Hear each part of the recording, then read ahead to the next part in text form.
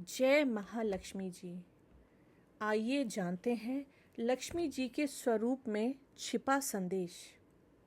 संसार में शायद ही कोई ऐसा व्यक्ति हो जो माँ लक्ष्मी की कामना न करता हो। राजा रंक, छोटे बड़े सभी चाहते हैं कि लक्ष्मी जी सदा उनके घर में निवास करे। लक्ष्मी जी की आराधना करने से पहले मनुष्य को उनके स्वरूप के गूढ़ अर्थ को समझ लेना चाहिए, तभी वह उनकी सच्ची आराधना कर सकता है। भगवान विष्णु के चरण दबाती महालक्ष्मी का जो चित्र हम देखते हैं उसमें वे क्षीर सागर में शेष शैया पर विराजमान भगवान विष्णु के चरण दबाती हुई दिखाई देती हैं। पुराणों में लक्ष्मी जी का स्थान भगवान विष्णु के हृदय और चरण कमलों में बताया गया है। एक बार भगवान विष्णु की पत्नी भूदेवी ने लक्ष्मी जी से प्रश्न किया, आप विष्णु भगवान के अतिरिक्त और कहाँ निवास करती हैं? लक्ष्मी जी ने भूदेवी को अपने निवास स्थान के बारे में बताते हुए कहा, मैं मधुसूदन भगवान विष्णु की अर्धांगिनी हूँ और सदा उनके बगल में स्थित रहती हूँ। जहाँ वे कहते हैं उनकी आज्ञा मानकर वहाँ चली जाती हूँ और जहाँ मैं जाती हूँ उसे ही लोग लक्ष्मीवान कहते हैं। इसका भाव यह है कि लक्ष्मी जी विष्णु भगवान की पत्नी है। जब साधारण मनुष्य लक्ष्मीपति बनना चाहता है तो लक्ष्मी जी उसे ठुकरा कर चली जाती हैं। जो लोग भगवान की सेवा पूजा न करके केवल लक्ष्मी की आराधना करते हैं उनसे लक्ष्मी दूर ही रहती हैं। भगवान के चरणों का आश्रय लेने वालों पर ही लक्ष्मी अपनी कृपा बरसाती हैं और उसी घर पे निवास करती हैं जहाँ भगवान नारायण, विष्णु, श्री कृष्ण आदि की सेवा होती है, शंख ध्वनि होती है। ऐसे लोगों के यहाँ महालक्ष्मी अपने पति भगवान विष्णु के वाहन गरुड़ पर सवार होकर आती हैं। गरुड़ मंगलकारी, सौभाग्यदायक और सब प्रकार के शुभ लक्षणों से युक्त माना गया है। उल्लू पर सवार लक्ष्मी जी। धन समृद्धि की कामना करने वाले लोग जब नारायण को भूलकर केवल लक्ष्मी की उपासना करते हैं तो लक्ष्मी जी उनके पास उल्लू पर सवार होकर आती हैं। पक्षियों में उल्लू को मनहूस और अमंगल की चेतावनी देने वाला माना जाता है। उल्लू पर सवार लक्ष्मी अपने साथ अनेक प्रकार की दुष्प्रवृत्तियाँ, बुरे व्यसन और बुरे विचार लाती है। प्रायः देखा जाता है कि जिन घरों में ज़्यादा धन संपत्ति होती है वहाँ लोगों में आलसीपन, शराब, जुआ, सट्टा, चारित्रिक दुर्बलता, अहंकार, क्रोध और निर्दयता आदि बुराइयां होती हैं। लक्ष्मी जी और कमल। लक्ष्मी जी और कमल का संबंध बहुत व्यापक है। वे कमल के से रंग वाली, उनका मुख कमल के समान है। वे कमल के से नेत्र वाली हैं। कमल का फूल सुकुमारता, उज्ज्वलता और शांति का परिचायक है। अतः ऐश्वर्य, समृद्धि व सौंदर्य की कामना करने वाले मनुष्य को लक्ष्मी की आराधना से पहले अपने चरित्र को कमल की तरह स्वच्छ रखना चाहिए व व्यवहार में कोमलता, मृदुता, विनय, करुणा, दया व गंभीरता जैसे गुण अपनाने चाहिए। कमल के आसन पर बैठी लक्ष्मी जी। लक्ष्मी जी का आसन कमल है, इसीलिए उन्हें कमला, पद्मा व पद्मसना कहते हैं। कमल की नाल जल के अंदर पृथ्वी की ओर जाती है, जिसका भाव है कि संसार की सारी संपदा, खनिज संपदा, धान्य, तेल, जल, सोना, हीरा, रत्न आदि पृथ्वी में ही छिपी है। इसीलिए पृथ्वी को रत्न गर्भ भी कहते हैं। अतः लक्ष्मी की कामना करने वाले मनुष्य को निरंतर प्रयत्नशील रहकर पृथ्वी में छिपी अपरिमित संपदा प्राप्त करने की चेष्टा करनी चाहिए। हाथों में कमल लिए लक्ष्मी जी। लक्ष्मी जी के दोनों हाथों में कमल है, अतः वे कमल धारिणी, पद्महस्ता, पद्महस्तिनी, वह पद्म युग धर्यो कहलाती हैं। कमल जल में उत्पन्न होता है, पर जल उसे स्पर्श नहीं करता है और वह सदैव जल के ऊपर उठा रहता है। कमल की यह विशेषता निर्पलता कहलाती है। लक्ष्मी जी के हाथों में कमल का भाव यह है कि मनुष्य के पास चाहे जितना भी धन हो, उसे उसमें लिप्त नहीं होना चाहिए। जब मनुष्य में भोग विलास की भावना होती है तो लक्ष्मी का लक्ष्य होना क्षय होने लगता है, क्योंकि लक्ष्मी जी भगवान नारायण की पत्नी उनकी भोग्या हैं, मनुष्य की नहीं। अतः यदि घर में लक्ष्मी का वास हो तो मनुष्य को उनके सेवक के रूप में उनका सदुपयोग अच्छे व परमार्थ के कार्यों में करना चाहिए। 4 हाथियों द्वारा लक्ष्मी जी का अभिषेक। लक्ष्मी जी का 4 हाथी अपनी सूंड में स्वर्ण कलश उठाए हुए अभिषेक करते हैं, अर्थात लक्ष्मी जी के सेवक हाथी हैं। हाथी पालना या अपने दरवाजे पर हाथी बांधना एक प्रचलित कहावत है, जिसका अर्थ है बहुत महंगा सौदा। हाथी पालना हर किसी के लिए संभव नहीं। लक्ष्मी के सेवक हाथी होने का भाव है कि जिन्हें समृद्धि की इच्छा हो, उन्हें अपने व्यवसाय में उच्च शिक्षित और कार्यकुशल व्यक्तियों को ऊंचा वेतन देकर नियुक्त करना चाहिए, क्योंकि ऐसे व्यक्ति ही अपनी ईमानदारी और सूझबूझ से व्यवसाय को 4 चांद लगा देते हैं।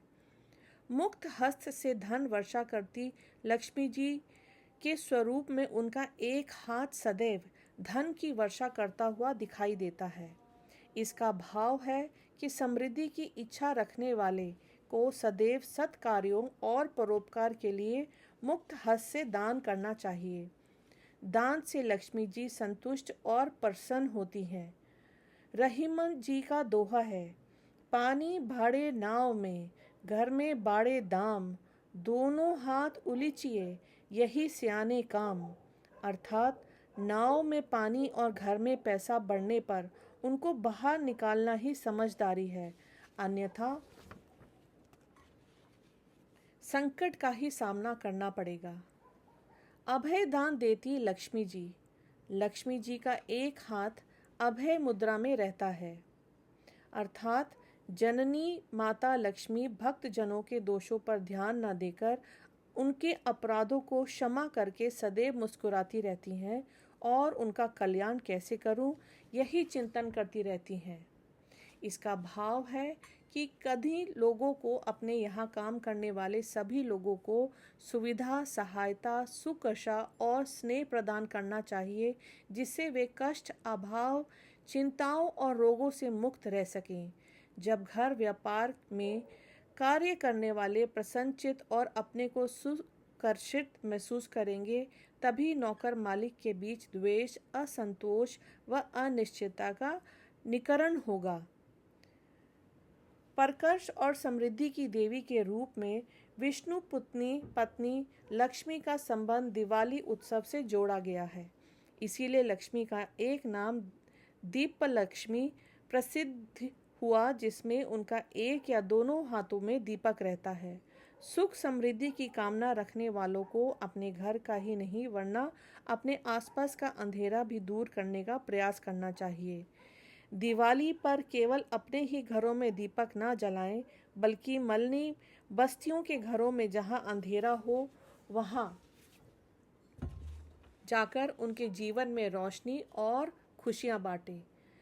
निर्बल और असहाय मन से निकली दुआएं आपके जीवन में अवश्य ही खुशियां भर देंगी। लक्ष्मी प्राप्ति की इच्छा हर किसी को होती है।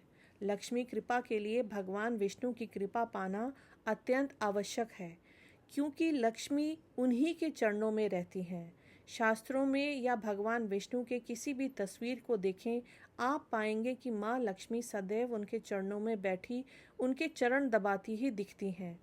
इस बारे में एक पौराणिक कहानी है कि देवर्षि नारद ने एक बार धन की देवी लक्ष्मी से पूछा कि आप हमेशा श्री हरि विष्णु जी के चरण क्यों दबाती रहती हैं।